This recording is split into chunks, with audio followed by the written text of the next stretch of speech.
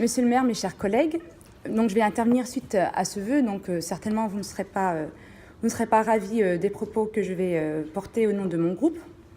L'urgence sociale que vient de décrire notre collègue retient bien évidemment toute l'attention de notre groupe et nous voterons sans réserve ce vœu.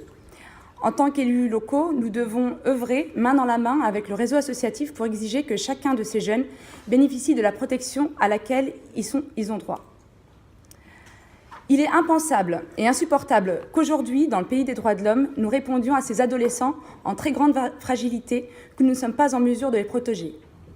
Je rappelle que nous fêtions hier le 70e anniversaire de la Déclaration universelle des droits de l'homme et le droit des enfants en fait partie, ces mêmes enfants qui ont droit à la scolarité et à être protégés. C'est d'autant plus intenable quand cette situation se passe dans le département des Hauts-de-Seine, deuxième département plus riche de France, et dont la situation financière confortable laisse penser qu'il serait en mesure d'adopter une politique plus volontariste. Le conseil départemental a les moyens et doit faire plus. Et dans nos centres de santé, à l'espace Santé Jeunes, nous voyons une recrudescence de ces jeunes envoyés par l'ASE par le biais d'un courrier type sans éléments clairs concernant l'identité du jeune ou l'existence d'une couverture sociale et présentant un motif sommaire de demande de consultation, toujours présenté comme urgent.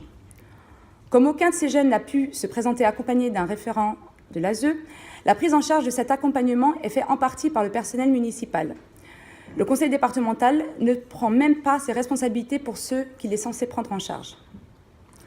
Aussi, au-delà d'exiger que des moyens humains soient octroyés à la hauteur de l'ampleur de la situation, nous devons exiger que chacune de ces situations soit étudiée avec une grande bienveillance, dénudée de toute suspicion.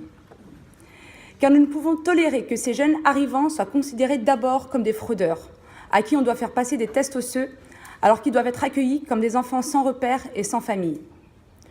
Refusant de croire que le sort réservé à ces adolescents qui se présentent à l'aide sociale à l'enfance tous les matins totalement démunis soit le fruit d'un manque de volonté politique de la part des élus du département, nous les exhortons de les accueillir avec la dignité que leur parcours de vie impose.